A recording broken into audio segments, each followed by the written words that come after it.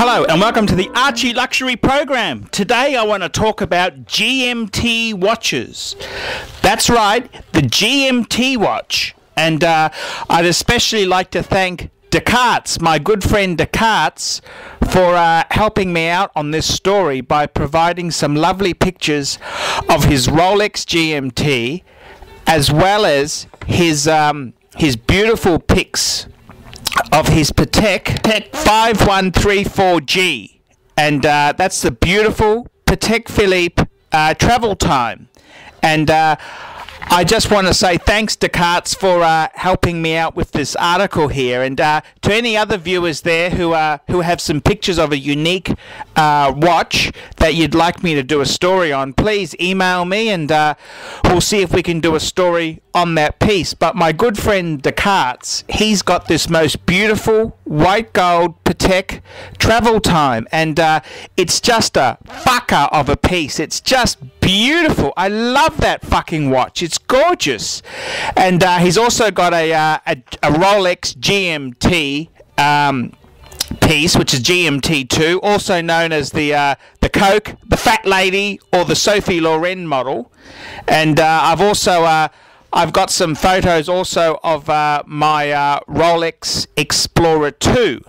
And what I wanted to ask the question, what is the best GMT watch? So I wanted to sort of have a bit of a look at these pieces and point out some wonderful things about each of them and then come to a conclusion. So we've got the beautiful Patek Philippe, we've got the Rolex GMT2, and we've also got the Rolex Explorer 2. So there's a bit of a spread of pieces, two pieces from Rolex and one Patek Philippe, and I really want to find out which is the best GMT piece. GMT standing for Greenwich Mean Time. And yes, Rolex did invent the genre. They were the first one to release such a piece with the Rolex GMT.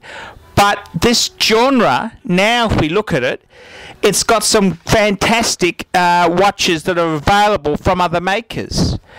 And I must say, you know, with the travel time, it's very different to the Patek World Time.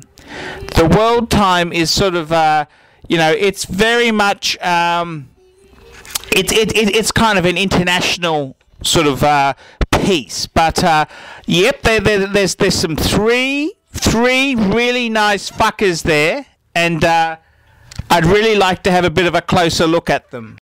Hey, the first piece is Descartes, that's my good friend Descartes, Patek Travel Time. Now this is in white gold, and it's just a cool looking fucker of a watch. I mean, it's the ultimate fuck off sort of timepiece. And I remember when Descartes sent me some pictures of this, I was just thinking, what a fucking beautiful Patek Philippe.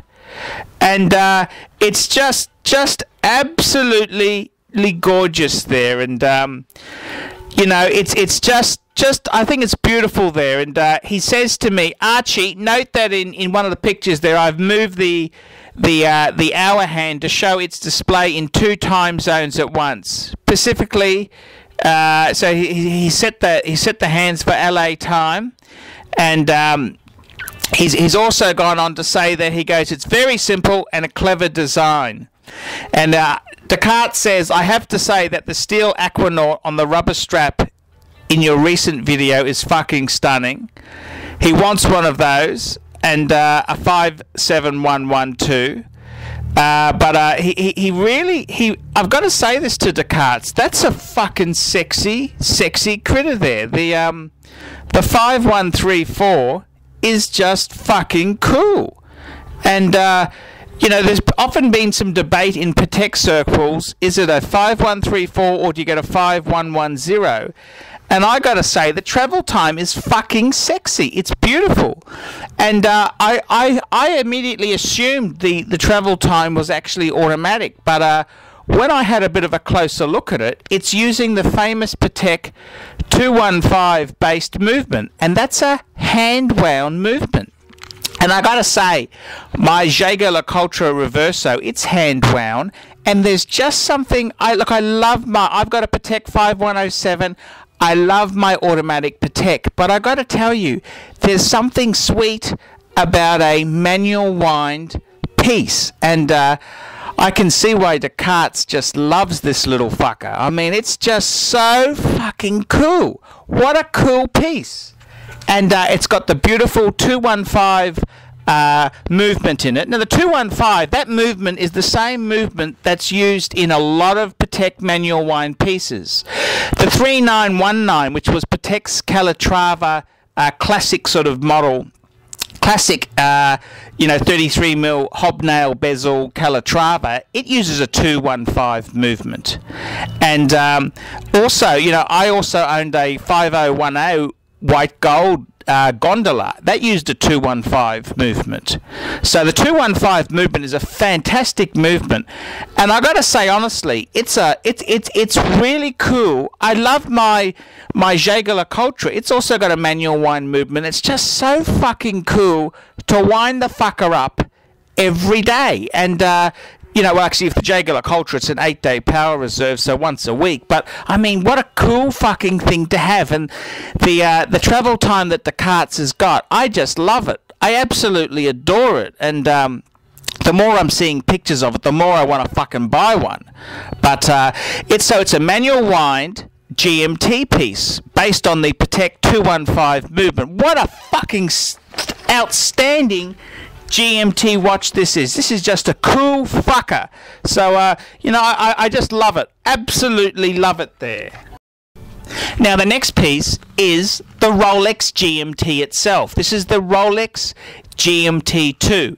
So, the GMT2, it's got a 24-hour hand which is movable. On the GMT, that's not the GMT2.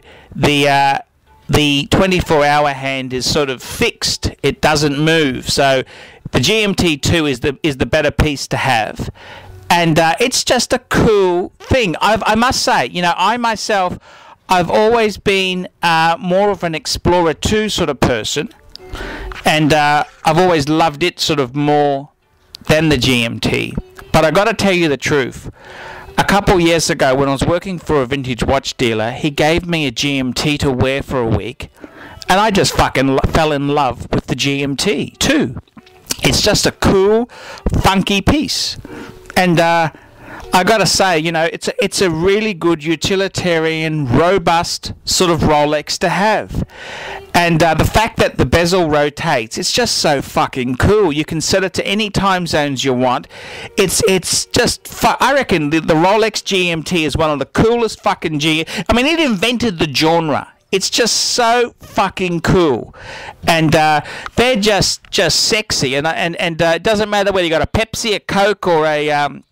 it doesn't make any difference. They're just cool fuckers. And I gotta say, I love my GMT2. They're just such a cool piece. And I think, the more I look at these pieces, the more I realize that, the GMT2 is just a classic piece. Absolute classic. And I don't think you can do any wrong with the GMT2. It's robust. It's got Rolex heritage in it. It's just a cool piece to have there. It's got that rotating bezel. It's just cool. I love it. And the models that you're seeing on the screen here, they have the non-ceramic bezel.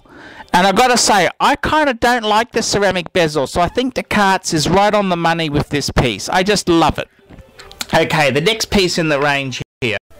And the final piece in our comparison is the Rolex Explorer 2.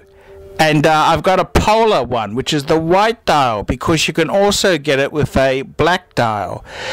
There was for a while an ivory dial. That was on the 16550, but it's very, very collectible. And it's now selling for a hefty premium. So in the modern scene, you've only got a choice of white or black. But I gotta say, the Rolex Explorer 2, it's very similar to the GMT2, and they've basically got the same movement. They've got the 24-hour hand is movable, but what the difference is that the bezel on the Explorer 2 it's not movable. It doesn't rotate like the GMT. The bezel on the Explorer 2 is a fixed steel bezel, and it's quite an interesting piece. I really like the look of the steel bezel. It's just so fucking cool. You know, it doesn't rotate. It stays there. It's metal. It just gives it a whole masculine sort of look to it. But that's the difference between the two. And the Explorer 2 was sold as a watch for cave dwellers, and that's because, you know, you could tell what time it was because it's got the fixed bezel and you've got the 24-hour hand. But I gotta say, in all honesty there, whether you want a GMT or an Explorer 2, they're very similar. They use the same basic case.